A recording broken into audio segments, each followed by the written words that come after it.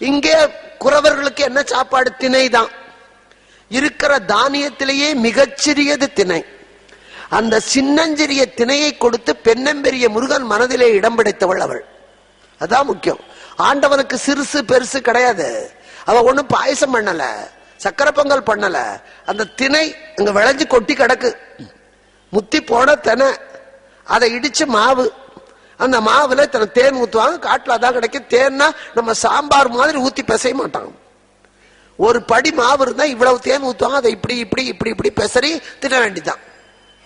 அது யோசிக்கணும். நமக்கு கொடுத்தாலும் கூட அதை நம்மால சாப்பிட முடியுமா, ஜீரணிக்க முடியுமா? 30 பல்லு போயாச்சு, கொண்டு நல்ல மிருக்க கொண்டு கொடுத்தா சாப்பிடப்படாது. மீதி இருக்கிற 2 பல்லும் உள்ள போயிரும். வயசான காலத்துல ஆசைப்படப்படாது. முறுக்க கொஞ்சம் இடிச்சு கொடுனா அதுக்கு பேர் முறுக்குன்னு பேர் இல்ல.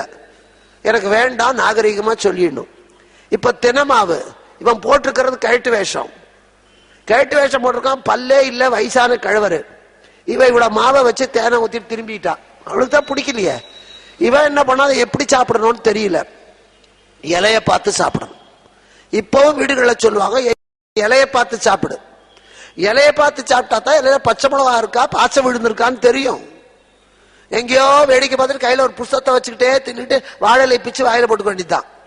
இங்க அதே மாதிரி முருகன் வள்ளியவே பாக்குறான். அவனுக்கு கவலை இந்த ஜீவன் இன்னும் பரமனை புரிந்து கொள்ளலையே, இதை ஆட்கொள்ள வேண்டுமே அவன் கவலை.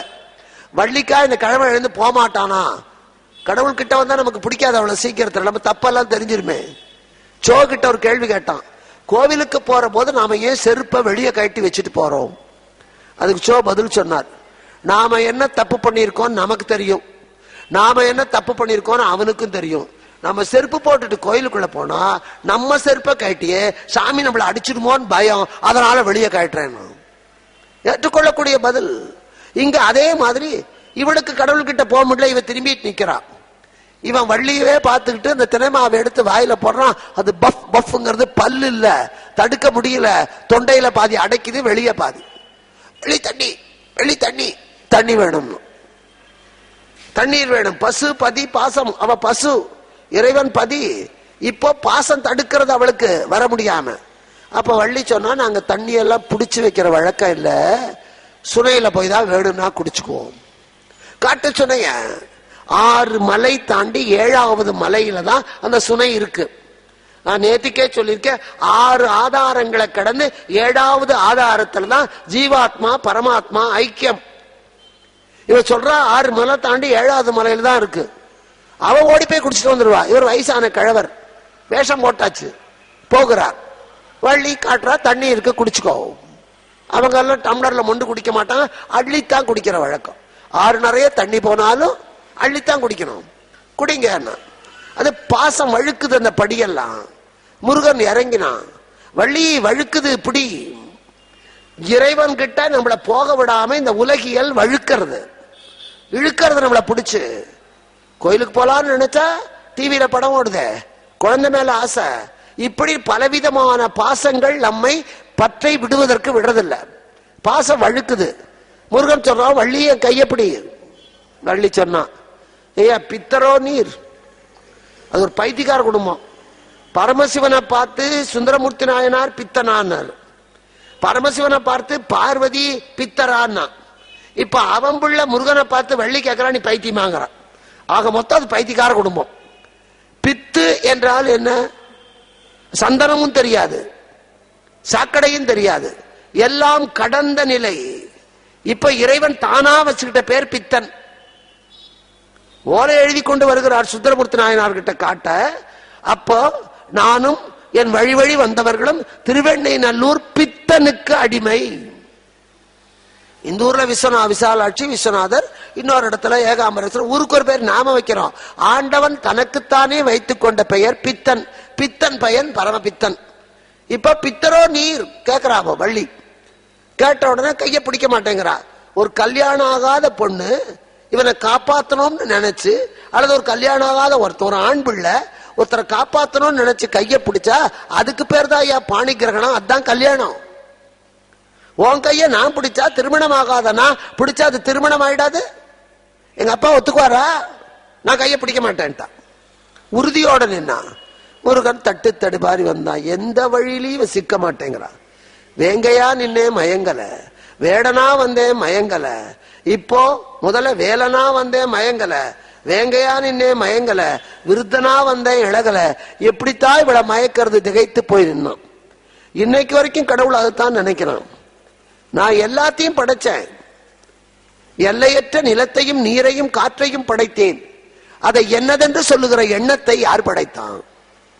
ஆண்டவன் எல்லாத்தையும் படைச்சான். இது ஏனலாம், இது ஓனலாம், இது ஆண்டவனா படைச்சா? அவனுக்கே சந்தேகம். நான் படைக்கல.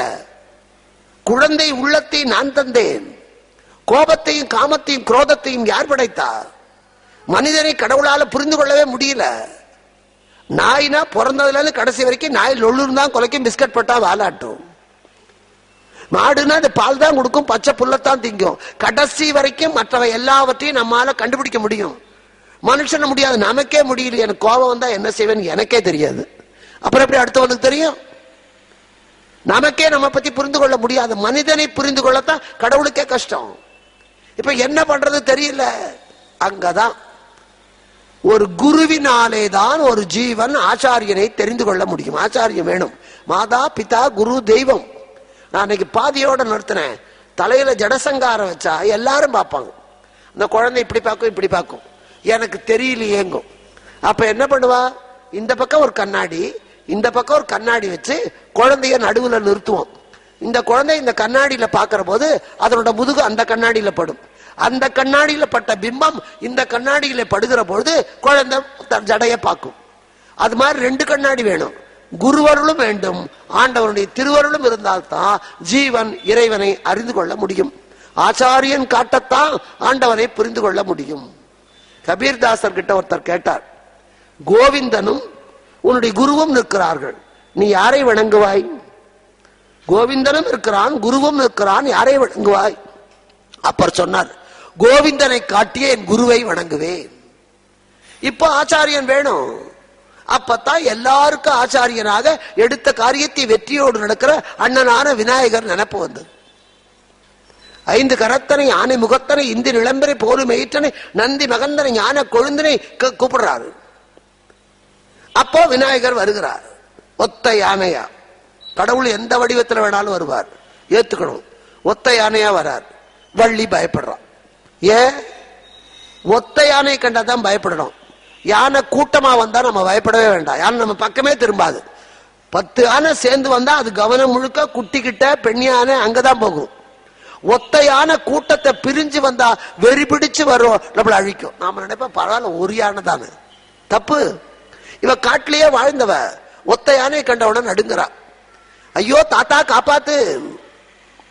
கடவுள்கிட்டதான் கடைசியில நம்ம அடைக்கலாம். அப்ப முருகன் சொல்றான், எனக்கு நீ ஒரு சத்தியம் பண்ணா அப்பனா உன்னை காப்பாத்துறேன். நமக்கு சோதனை கொடுக்கறதே அதுதான். அப்பா என் பிள்ளை சாக கிடக்கான், காப்பாத்தி கொடுப்பா, இந்த பிள்ளைய உனக்கு தரேன், காப்பாத்தி கொடுப்பா, நான் ஆயுசு முழுக்க புலால் உண்ணாம இருக்கேன். சோதனைகள் நெருக்குகிற போதுதான் நம்ம ஆண்டவனை நெருங்குவோம்.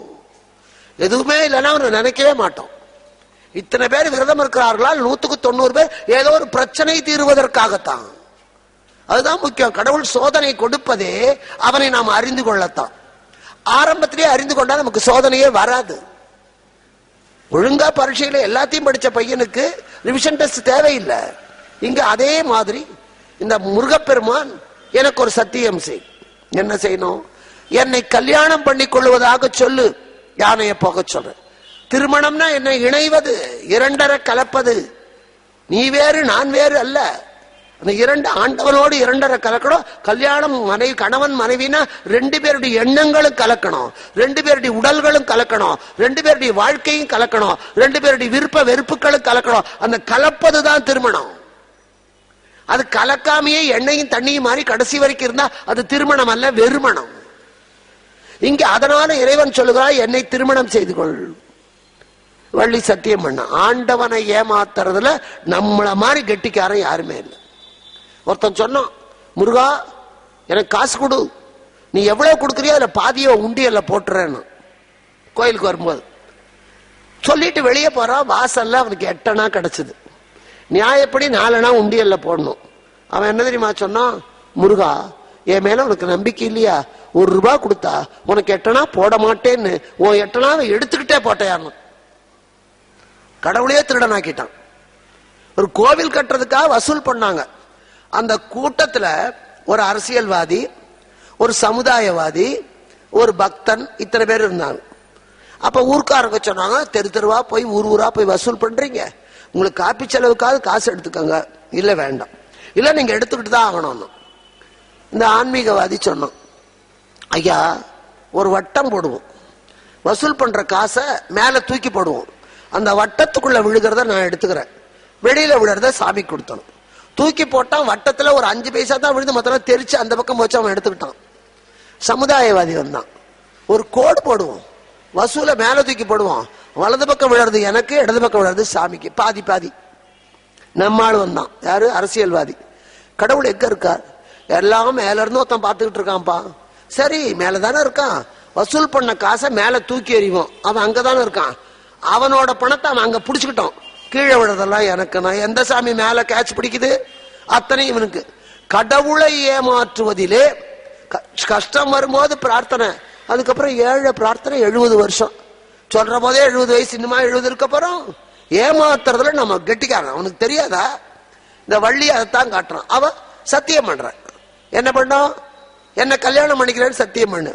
வள்ளி, நான் கல்யாணம் செய்து கொள்கிறேன். முருகன் உடனே யானையை போனார், போயிடுச்சு.